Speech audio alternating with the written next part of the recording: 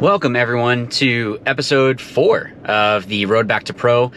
So this week has actually been all spring break, so there was some, family stuff, all of that. Like this weekend, we're planning on taking the boys to Disney.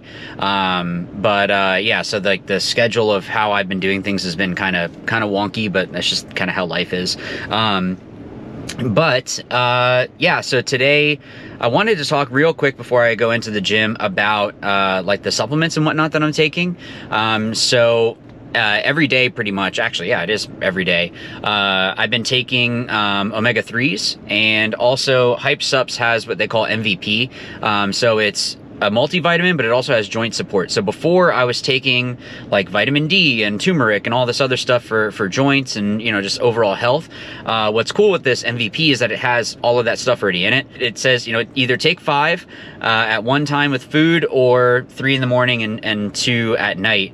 Well, I was like, well, let me just do all 5. And I was on the way to practice and like my skin got hot. So for me, I went to the 3 and 2. So yeah, so that way I'm hitting a lot of the, just the vitamin D and the other joint support and all of that, all in those pills rather than having to take multiples of, different ones. But that one doesn't have the omega-3, so I take those as well. So I have been also, I probably need to be more consistent with it, but the greens from Hype Supps, so has a whole, I can't remember how many servings it is of greens that are in there. So just good to have that, especially if you're not really good with eating veggies and all that.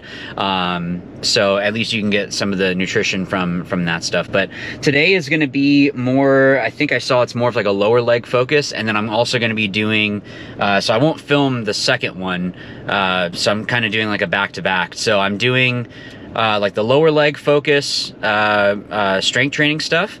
And then I'm doing afterwards, kind of like a burner is what I'm going to do it as. The only other supplement that I'm taking other than like protein and all of that, would be the Pro Peptides. So, with the BPC 157 and TB 500, that's the blend that I've been using. My ankle, I mean, I still have a little bit of stiffness in my ankles, but, it's like my Achilles is feeling better. So it's all just regenerative health. I can talk. Right now until the end of March, it's 20% off if you do Tampa Greg. Usually Watch, Learn, Win is going to be my normal code like I do, but that's only going to be 10% off. So until the end of the month, if you use Tampa Greg, because it was a code for the NXL Tampa, then you're going to be able to get 20% off of whatever peptides it is that you want. If you go over to their website, they have a whole bunch of different ones. You can click through, see what it is that's going to help you out best. And of course, if you have any questions, you can always message them, and Phil will definitely take care of you guys. But so I got my my pre-workout, got my YOLO, and time to do some legs.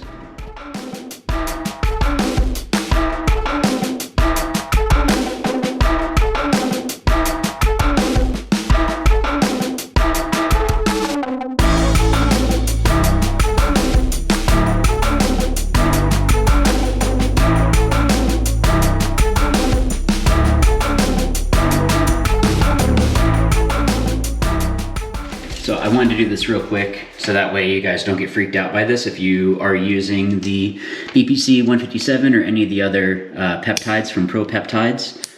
So when you take that piece off, so you have your, that's my BPC 157 and TB 500 mix. My ankle's been feeling better, and woke up this morning feeling better, so my Achilles felt better, so it's definitely working. So when you get it, you get this to reconstitute it, so you can see all the stuff in there. So when you screw this in, I don't want you guys to get freaked out. That is not the needle that you're using.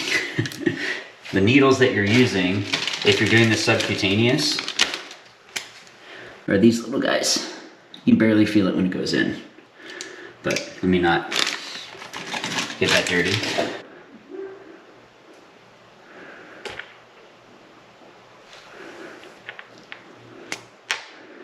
Oh, it didn't pop that time. Okay. So that time it didn't pop. Last time it did pop. So there might be a pop. I guess there might not be sometimes. But you can see it's all mixed. So once you mix it, you do need to put it in the refrigerator. So I know some people that have like a little mini fridge that they use. This you can throw away because you don't need it anymore. But that is everything. And I'm doing 10 units 5 times a week. If it's like a super intense weekend of practice, then I might need to do more, but that's what I've been using. So I still like to keep this cap. I don't think it's really necessary, but I just put that back on and then I put it in the fridge and we're all good to go.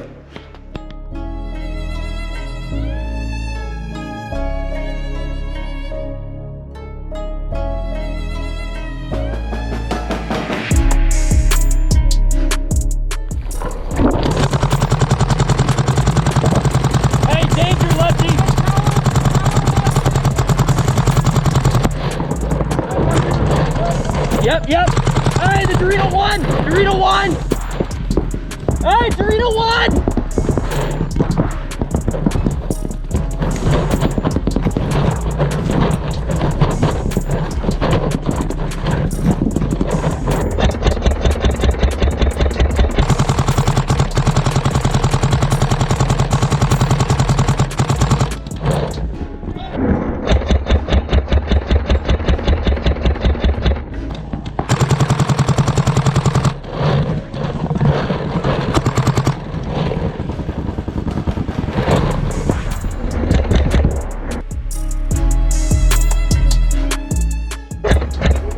Get out! Hey, kill 4!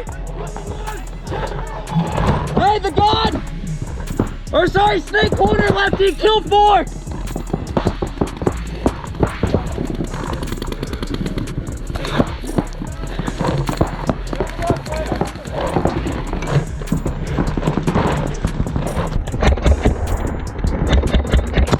that's it, kill 5!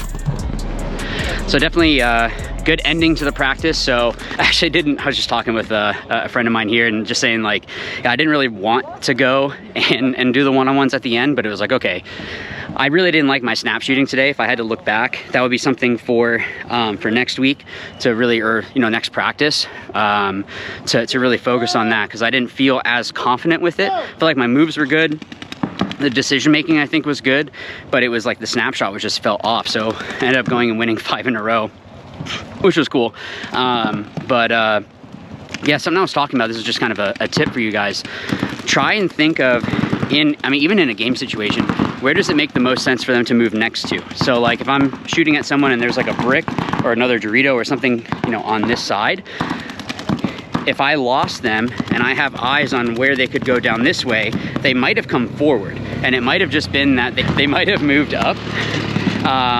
So you want to just be thinking about that. Where does it make the most sense for them to move next to? If you did lose them, which is going to happen, which is okay. It's just kind of staying calm. Don't stand up completely in the open. Try to hunt around, and once you find them, capitalize on that.